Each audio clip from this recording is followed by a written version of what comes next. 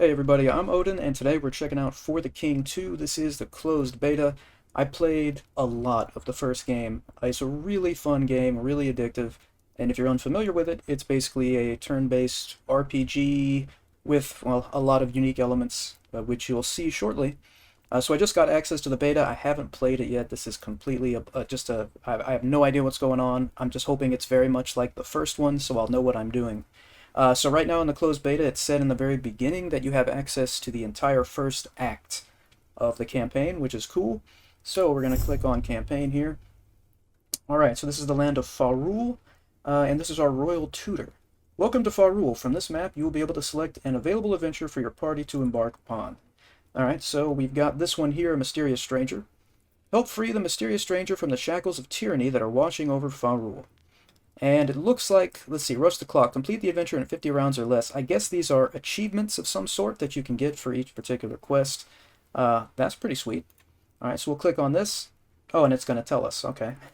Each adventure comes with its own challenges and rewards. These are optional, but will surely test your limits. Which reminds me, another thing about For the King is that it's really difficult, and in a kind of a roguelite sense, when you lose, you get to kind of, well, not necessarily carry over things, but carry over experience, so that each subsequent playthrough you have access to more options, better things like that. Okay, so let's see. So we have Apprentice difficulty, we have Journeyman, we have Master, and so Apprentice, I guess that's your easy. I'm generally terrible at every game I play. I should probably play on Apprentice, but I think I'll go with Journeyman. And it says Chaos Speed, so we have that again. So that's something where after a certain number of turns, chaos is gathered, or it's gained, and it makes all the enemies a little more difficult to beat, and things like that. So that's interesting. That's still there. That's cool. Let's begin the adventure. All right, so here's where we put our party together. Here you'll set up your ideal party, set a loadout, and prepare for adventure. So select the edit button, the pencil icon, to edit your character. And you can remove characters by clicking the X and then add them back by clicking the plus sign. So we have a blacksmith, a hunter, a stable boy, and a scholar. So I'm not sure what all classes we have available at this point. I kind of want to take a look.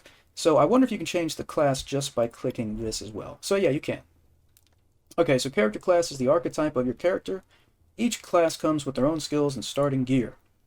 Skills are passive abilities that are unique to each character, and they will prove vital to your adventure. So up here we have our stats. These stats will be used for movement, combat, and will determine the effectiveness of your rolls needed throughout your journey.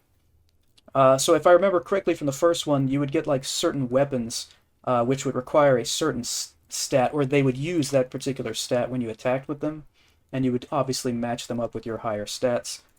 So that is refreshing my memory a bit.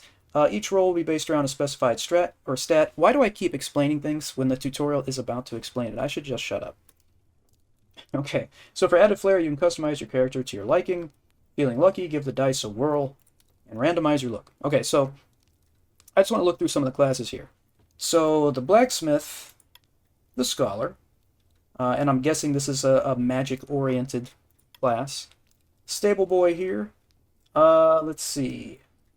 Considerable muscle. I was hoping it would be a little more specific as to kind of what they focus on here, but I mean, it looks like some sort of melee class. Hunter is going to be your archer. Let's see. And then back to blacksmith. Okay.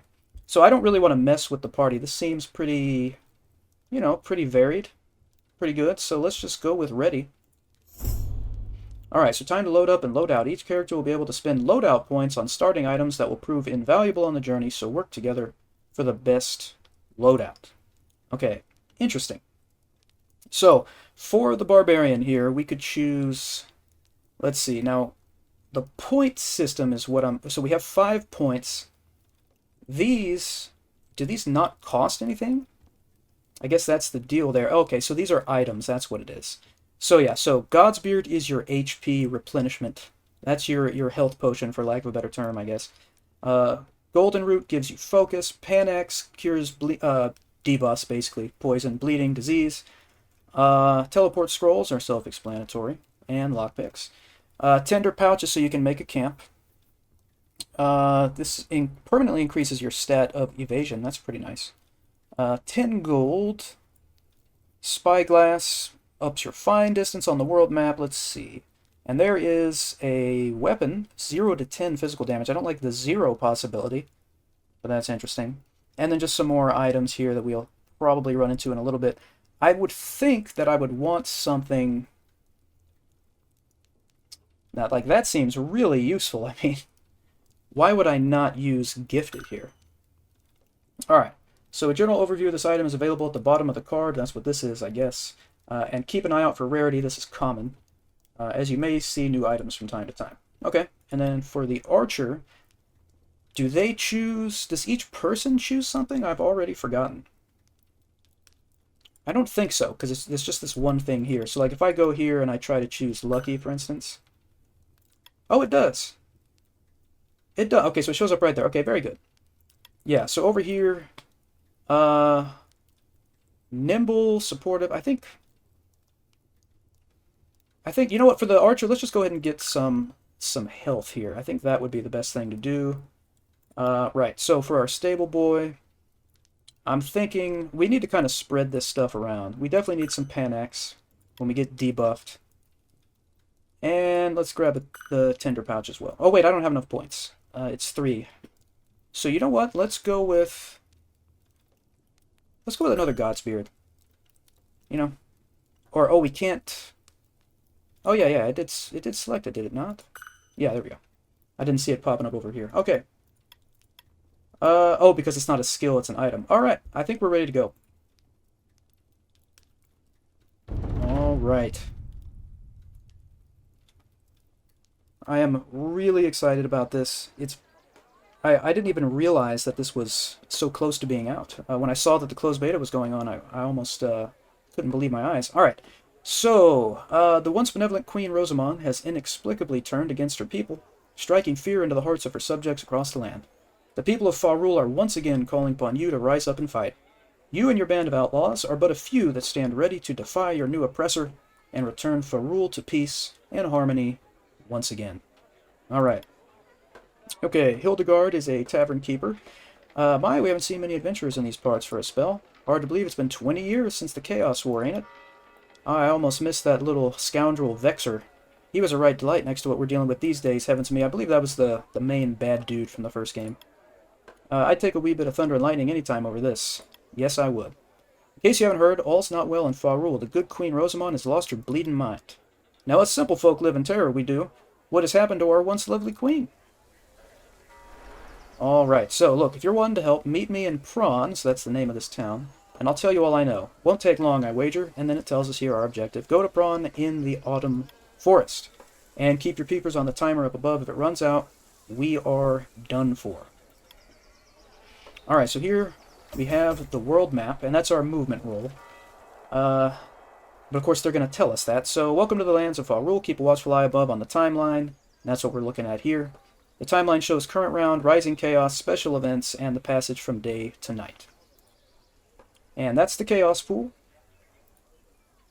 These hearts represent our life pool, so when these are empty, each party member has 1 life remaining. After that, it's over for you and your friends. Yeah, so these are basically like your continues, if you will. It's one way of putting it. There's the quest log. Alright, so down here, the HUDs contain important information, such as health, armor, resistance, immunities, statuses, and more, and then you can hover over these details to learn more. So if we go down here real quick, that's our health. Right here, this is our level. Right here, this is the sanctum. Now, these are things you find on the map that grant you a permanent bonus. Well, not permanent. As long as you have it, you have the bonus. And then if you die, you can give up the sanctum instead of giving up one of your hearts, basically. Right, so down here we have our attack damage. This is our armor value. Right here, this should be... resistance, right? So that's the block value of incoming magical damage, and then this is your movement, if I'm not mistaken. Where are we not getting the tooltip here? Let's try this. Will it work on another one? I don't know. I'm not pretty sure. Maybe it's movement speed, something like that. Well, that doesn't really make sense unless that's for combat. Anyway, here's the world map. So we can zoom in actually really close. And this is as far out as we can go. I think we can left-click to move the map. No, we cannot. Can we WASD? Yes, we can WASD to move around, so that's where we gotta go. These question marks mean there could be something in these tiles. We don't know.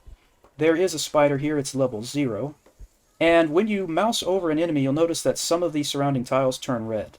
What that means is any character or any creature in those highlighted tiles will join that fight. So in other words, if I wanted all 4 of these characters to fight this spider at once, they would all need to be in these appropriate hexes here. So we started out with a movement roll. We got 5 movement. So rather than just immediately going and fighting this thing, I think I just want to look around a little bit. So let's see. Let's just move 1 hex. So at the beginning of each turn, your character will roll for their movement distance.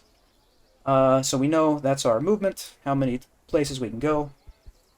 So we could go up here to use 2 more points, and over here with the other 2. So now that you've done all you can do this turn, you're ready to end your turn. Select the end turn button in the bottom right-hand side of your screen to end your turn. Alright, and so this is just for the blacksmith. It's not our turn like our entire team. Alright, so now we have a movement roll. And let's see, we have a goblin scrapper here. And the question marks there, I don't remember. I think that just means that there's multiple enemies there. It could be, or the fact that it's an encampment. Alright, so what we're going to do with this guy, the hunter, we're just going to bring you right here. And we'll just go ahead and end the turn. Alright, and same thing here, we just want to get into these highlighted tiles, so I'm going to have this character move there.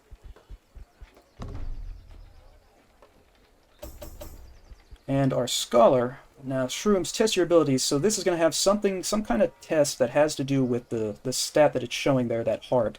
So that is your vitality. This particular character has a vitality of 50. And then right here, let's see what we have in this particular place. So I guess this is just...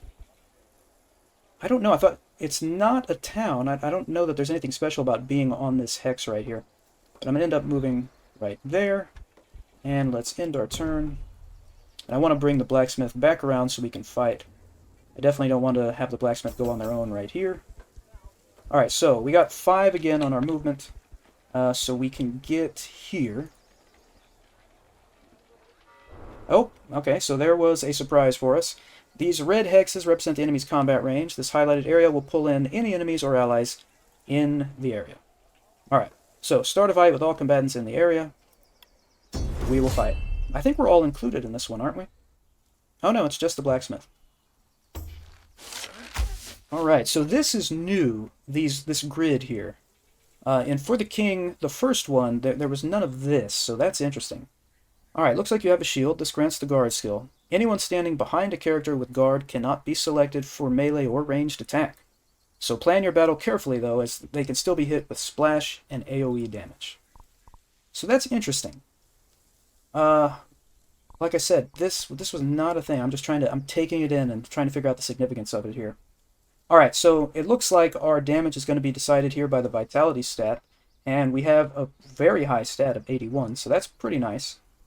So you can see over here, our weapon's going to do 4 to 9 physical, and it looks like there's an 81% chance that we will roll the proper attack. I think it's a 50-50 thing, I can't remember, but we'll see here in a moment. Alright, yeah. So I guess that means we hit all 4 of them. I thought they were going to be gold. Alright, that's nice if we keep blocking that attack. I guess this is probably scripted, though. Okay, so here's the combat action menu. The left highlights how many targets, the range of damage, and the chance of success. Okay. On the right, all the available actions for this turn are listed. Okay, so the diamond represents primary actions, like attack. When these are used up, the turn is over. The square represents secondary action items, so they're talking about these things right here. These are typically support actions like heal and move. Spending these wisely will determine victory or failure. And the combat timeline displays the order of initiative right up here. And armor, the blue shield, is used to block physical attacks. Like we have that 3 right there. Resistance, the purple shield, is used to block magical attacks. And melee non-ranged attacks can only be done from the front row. And so you make sure you got your people with swords and hammers alike at the front. and ready. Now, focus can be used by right-clicking the target tile when using an ability, and to focus an attack or ability, right-click on the target enemy. Alright, so focus has to do with guaranteeing, I think, that when you focus one of these tiles, it means it's guaranteed to hit. I believe that's what it is. So items that can be used in combat are displayed in your tool belt, that's down here, and they use a secondary action point. Okay, and there's party status. You'll see status effects and immunities. And you might need to skip the turn or flee if things are not going well. Alright, so keep a light footing and move to the best position for your strategy. Moving will use a secondary action and allow you to move one tile. Alright, so if we click on move, it shows where we can go. And so let's just move right here by double-clicking. Alright, so that used our secondary action. So you see that's a 0. And then we still have the primary one. So we can choose the different kind of attacks we want here. Bash, stun, and then we can do the taunt as well. So stun over here. So again, 81% accuracy. Same thing here. I'm kind of curious though. Let's try the stun here. And I'll go ahead and see if I can use focus here. I think, yeah, right click on the enemy. So yeah, that turns one of them gold. So that's we're going to hit at least once. So he is now stunned. That's going to cost him a turn. Alright, now we go back to bash. And let's just hit him again. Okay, so it's red X's. Okay, so now we saw. We were just having really good rolls. Like I said, it's probably pre-scripted. Alright, so here's where we get our loot. We got 5 gold. And we will take that. We also got Beastman robes. You can see the stats here. Ooh, fire immunity. That's pretty nice. We'll take that. I don't want her to equip that. I think it'd be better for our scholar. Alright, very good. It's interesting with that there's a front and back line now. Okay, so you can see we have 2 movement remaining. So we'll finish our move here. And we are on the same hex as the scholar. So, how do we give him an item? So the tutorial hasn't gotten to that yet. Let's see, press I for inventory, and so there's the Beastman robes. If we right-click, no, left-click, yes, give to the scholar. I think you have to be either next to them or in the same hex, I think, to trade stuff. Right, and so if we go over here, we have the Beastman robes. He's not wearing anything in that slot, so we definitely want to equip that. And we can see the stats that were affected there. That's quite nice. Alright, so it's still her turn, but she's done moving, so we gotta end it. And now what we'll do is just attack with the archer, and everyone will get involved. Alright. So here's our options whenever we encounter an enemy. Obviously, we just fight. We can try to ambush, which is a roll. And you can see there, right, in this case, we have a 60% chance of success, 34% chance of failure. And if we do ambush them, I believe that means we all get a turn before the enemy does. Sneak is, I think, how you can go through them or past them, and then of course you can retreat, but we're just going to fight. Alright, that spider does not look very... I was imagining it was going to be quite larger. Alright, so it is the blacksmith's turn, and I think... Or is it? Oh no, it's not. It's the stable boy's turn. My bad. Yeah, it's highlighted there and there. Okay. So he has slash, 2 to 6 physical damage, or stab, which could do... Oh, on success, it looks like it breaks armor. I'm thinking that's what that is. But the spider doesn't have any physical armor. It looks like it's immune to, possibly to poison and then magic damage. I think that might be what that means right there. So, let's just do a regular slash here. So we got 1 out of the 2. If we would have done 2, we would have done our total amount of damage, I'm pretty sure. Alright, now it's the hunter's turn. The hunter is safely ensconced behind the blacksmith and the shield, so that's quite nice.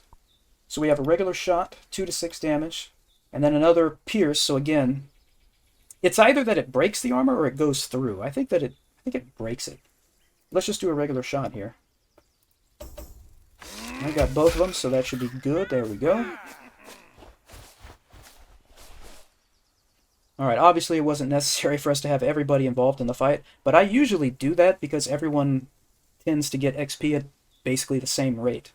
If you have your party split up, like in 2 and 2 or something, sometimes I just find that the level discrepancy to be a little bad, a little too much to overcome. Okay, so here's the gold. An individual person needs to take it. So let's have the hunter take it. And we can see that gold right there.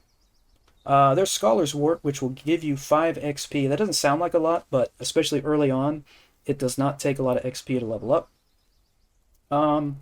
Let's just give that to the blacksmith. Actually, let's have her just use it.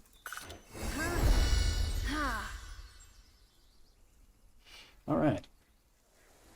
Very good. Alright, so we're still on the hunter's turn here. Let's zoom out a little bit.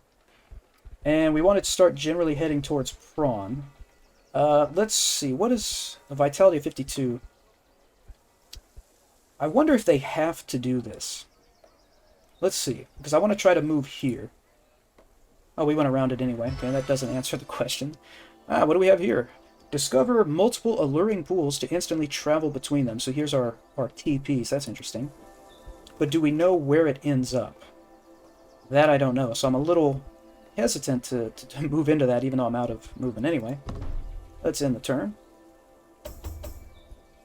Alright, Stable Boy has 4 movement here. Let's see. He's got a slightly higher vitality stat. Let's see what's going on here. Alright, you spot an unusual looking mushroom growing on the rotten stump of a sunken tree. You can consume it. There's a very small chance we'll gain an item, a much better chance we'll get poisoned, and then we can be unwell or die. There's no way. And of course those percentages are going to be different based on how high that particular stat is. Yeah, so luckily you're not forced to take the test or anything, so that's good. Okay, so I really would like to fight this goblin scrapper, but I don't know if there's going to be another enemy in here, but I think we could take him anyway. So now you'll notice over there, there's this hex is yellow with the range, arrows symbol. I think that's the support thing. That I don't know if you're directly involved in the fight if you're there or not. But that's interesting. So what I'm going to do with the scholar is just move him here. Check this again. Alright, we'll go ahead and end the turn. And then we'll bring the blacksmith around, hopefully with enough movement to attack here. Yeah, we have 2 guaranteed. Yeah, we got the full selection. We're going to risk this. I think we'll be okay with whatever we run up against, but I could absolutely be wrong. Alright, it looks like, yeah, it's just this one guy. So we'll fight. Alright, so he has 1 physical armor. And the hunter is moving first. Let's try this pierce shot. And there's a 73% chance it's we're gonna for each roll. I really don't need to use any focus, I don't think. Yeah. Alright, so it didn't break the armor. I was thinking that was what it was going to do. I guess it just ignores the armor. Sorry, so now we're all in the blacksmith once again. Let's try a... Oh, no, we're not the stable boy. Why do I always think it's the blacksmith? I don't know. I think... I'm trying to think... Why would I want to move this stable boy? Like, he just needs to be in the front rank, right? I'm not... Unless it has to do with, like, AoE healing or something. I'm not exactly sure why I would move him at all, in this situation at least. But let's go with the stab. So this could do 6 damage. But it only did 2. Okay, yeah. So it did 2 damage and he only lost 1. He went from 6 to 5. That's because one point of damage was negated by his armor. Okay. Splash abilities can target more than one player. Choose the best place on the battle grid to splash, and fire away. Alright, so the Scholar has this area blast. 0 to 5, but as you can see, it can cover quite a long range, 4 tiles. We don't really need to do that. It has a lower chance of hitting, and it can result in 0 damage, but this one can only be as low as 3. This guy doesn't have any magical resistance, so we should get full damage. Let's see, 80% chance to hit on any given one of these. Let's just do it. Alright, we got 2. Alright, not bad at all. So of course it's always good to mix your melee and magic attacks, because you never know what kind of resistances you're going to find in the enemies that you come up against. Alright, Stable Boy can take the gold. Any items? No. That's alright. Alright, he has one movement left. Let's go down here. I do want to spread out just a little right now, just to open up more of the map. But we're still heading for the same spot. Hunter only got 3 movement on that.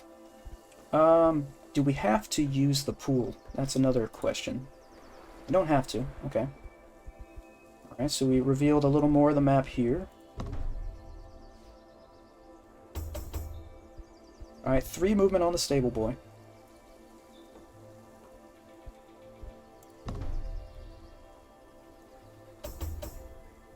Alright, so I'm going to bring the Scholar around this way. I'm not terribly concerned. You know, let's do the shift to inspect here. So there could potentially be 5 enemies there. And there would only be 2 of us fighting.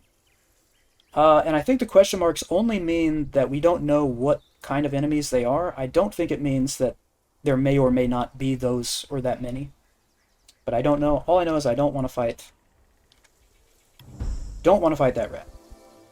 So, we could work our way around, or we could just all go this way. I think that's probably the better plan.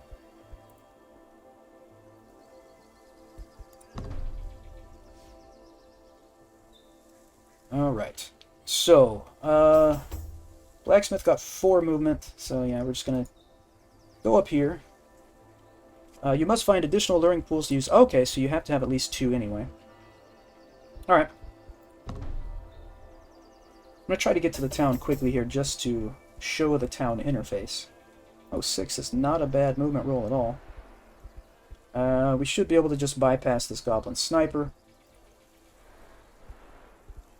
Alright. Move the Stable Boy over here. Alright, a scruffy, wild-eyed man suddenly appears. I have a game for you, traveler. And as you can see, there's a 6% chance we'll get... Now, I don't know if we would get 5, or if this would just refill one if it was gone, or both. And a chance it goes down, and we don't know what any of this stuff is. I kind of just want to do it. We're going to do it. That's probably bad. We all lost 15 HP. That's pretty bad. That's pretty bad. It's like half of all of our health. Yeah, maybe I shouldn't have done that. Interesting. Okay. So... let's move him there. It makes me a lot less inclined to want to fight. Well, we would have to fight at least both of these guys. Alright, we want to get to town so that we can heal up. And it is getting dark. Or it was just dark and now it's not. I don't know exactly how to read this up here. Alright. Alright. One of your party members is low on health. Looks like you're going to need a quick pick-me-up. Find the nearest inn or use a God's Beard to get back in the fight. I don't want to use the God's Beards unless I have to. I'd rather get to an inn, but healing up at an inn is going to cost some money. So, the hunter will go into the town. Alright, so we have our quest thing going on here. Praise the sleeping gods. There you are. All this sneaking around is tough on me heart. Under orders of Queen Rosamond, the Queen's Guard have been arresting any who run afoul of her. Most aren't seen again. A young lass by the name of Grizel has been captured and is being held at the guardhouse. She's a good lass, has become something of a hero to the resistance. The poor thing is scheduled for execution. So we need to raid the guardhouse. So our best bet is to cause a ruckus in town, forcing the Queen's Guard to react. They'll be running around and leave the guardhouse unguarded. Seems pretty risky. An old-fashioned brawl at the local tavern always gets the guard's attention. Almost knows I've seen my share of those before. So he's telling us to go to this tavern and cause a commotion. And I happen to know the guards are expecting a supply ship at Tenderton Pier today. They'd sure be mad to see that ship in flames, so here's another quest to set that ship ablaze. Alright, so town markets offer a wide variety of goods and services to better prepare you for the adventure ahead. You'll be able to purchase and sell items here. In need of healing, town services have you covered, with an inn, healer, meditation to get your focus back, and a priest to remove curses. And there's also side quests. And you can also hire mercenaries. Now I think that's new, isn't it? That's interesting as well. Okay, so, There's the market, services, quest board, merc guild. Let's go to services. And if we go and look at the healer, a visit to a healer will fully replenish your HP and remove ailments. Here, if you stay at the inn, it will replenish a modest amount of health, but also your focus. Meditation will give you all your focus. This will give you all your HP, and this will get rid of curses. So this costs 6 gold to stay at the inn. It costs 10 for the healer. Yeah, we can't afford any of this right now, so that's not good. If we look at the market real quick, we can see there's all kinds of things for sale here. Just looking briefly, yeah, weapons, armor, items, all kinds of things available, but again, we just don't really have the money for anything. If we go to the quest board, we can see some of these quests here. That's worth 40 gold to kill a troll, 30 to kill an imp, and 30 to kill the hobgoblin marauder. You can also do a delivery quest, and you'll get a midnight mint, which gives you a permanent increase in evasion. So we would definitely want to take a bounty. Absolutely. And that's going to show us where we need to go. Looks like a rather large troll. Alright, so this is where we're going to go ahead and wrap this episode up.